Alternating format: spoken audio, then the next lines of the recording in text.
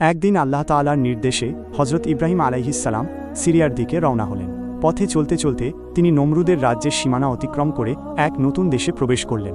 কিছুদূর এগিয়ে তিনি খাজানা ওয়াজা নামক এক স্থানে পৌঁছালেন। সেখানে তিনি এক বিস্ময়কর দৃশ্য দেখলেন। অসংখ্য মানুষ, সবাই খুব সুন্দর পোশাক পরে একদিকেই ছুটে চলেছে, যেন কেউ কারো কথা শুনছে না। এই দৃশ্য দেখে হজরত ইব্রাহিম আলাইহিসসালাম আশ্চর্য হয়ে একজন লোককে জিজ্ঞেস করলেন, ভাই, এত মানুষ কোথায় যাচ্ছে? লোকটি বলল, হুজুর, আমাদের বাদশার একমাত্র কন্যা রাজকুমারী সায়রা খাতুন গত 7 দিন ধরে নিজের পছন্দের স্বামী বেছে নেওয়ার জন্য লোকজনকে ডাকছেন। প্রতিদিন রাজপ্রাসাদে এক বিশাল জলসা হয়, কিন্তু এখনও কাউকে তিনি পছন্দ করেননি। এই কথা শুনে হজরত ইব্রাহিম আলাইহিসসালামের মনেও কৌতূহল জাগল। তিনি মনে মনে ভাবলেন, দেখি না ব্যাপারটা কি। ঠিক সেই মুহূর্তেই আল্লাহ রাব্বুল আলামিনের পক্ষ থেকে ওহির আওয়াজ এলো, হে ইব্রাহিম, তুমি সেই জলসায় যাও, কারণ আমার ফয়সালা এই যে ওই রাজকুমারীর নিকাহ তোমার সাথেই হবে। আল্লাহর আদেশ পেয়ে হজরত ইব্রাহিম আলাইহিসসালাম রাজপ্রাসাদের দিকে এগিয়ে গেলেন। কিছুক্ষণ পর তিনি এক বিশাল জনসমুদ্রে পৌঁছালেন। এত ভিড় যে সামনে তো দূরের কথা, মাঝখানেও দাঁড়ানোর জায়গা নেই। তাই তিনি পেছনে গিয়ে এক খেজুর গাছের নিচে দাঁড়ালেন। কিছুক্ষণ পর রাজকুমারী সায়রা খাতুন তার সখীদের সঙ্গে মঞ্চে উপস্থিত হলেন। তার চেহারা ছিল অপূর্ব, নুরানি, হাতে ছিল হীরামুক্তায় খচিত এক রাজকীয় মুকুট। তিনি একে একে সবাইকে দেখছিলেন, কিন্তু কারও ওপরই তার দৃষ্টি থামছিল না। হঠাৎ তিনি পেছনের দিকে তাকালেন এবং তার চোখ স্থির হয়ে গেল, কারণ সেখানে দাঁড়িয়েছিলেন হজরত ইব্রাহিম আলাইহিসসালাম। তার কপালে জলজল করছিল নূরে মুহাম্মদী, এমন এক নূর যা পুরো মাহফিল আলোকিত করে দিল। রাজকুমারী সায়রা সেই নূরের দিকে তাকিয়ে মুগ্ধ হয়ে গেলেন। তার শ্বাস যেন থেমে গেল। ধীরে ধীরে তিনি এগিয়ে এসে হজরত ইব্রাহিম আলাইহিসসালামের সামনে দাঁড়ালেন। কিছুক্ষণ তাকিয়ে থেকে নিজের হাতে রাজকীয় মুকুট তুলে নিয়ে তা ইব্রাহিম আলাইহিসসালামের মাথায় পরিয়ে দিলেন। মুহূর্তেই পুরো দরবার মুবারক হোক, মুবারক হোক ধ্বনিতে গমগম করে উঠল। রাজকুমারীর আদেশে পাহারাদাররা হজরত ইব্রাহিম আলাইহিসসালামকে রাজস্নান ও সাজসজ্জার জন্য নিয়ে গেল।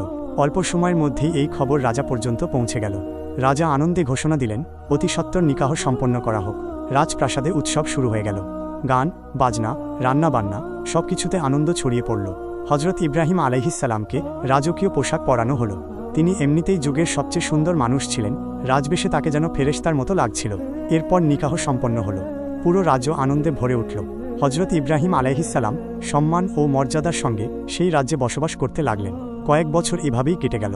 একদিন হজরত জিবরাইল আলাইহিসসালাম এসে আল্লাহর হুকুম পৌঁছে দিলেন, হে ইব্রাহিম, এখন আপনাকে সিরিয়া শামের দিকে হিজরত করতে হবে। হজরত ইব্রাহিম আলাইহিসসালাম বাদশাকে সব খুলে বললেন। বাদশাহ সম্মানের সঙ্গে বিদায় দিলেন। এরপর তিনি তার স্ত্রী সায়রা ও 2 পাহারাদার নিয়ে যাত্রা শুরু করলেন।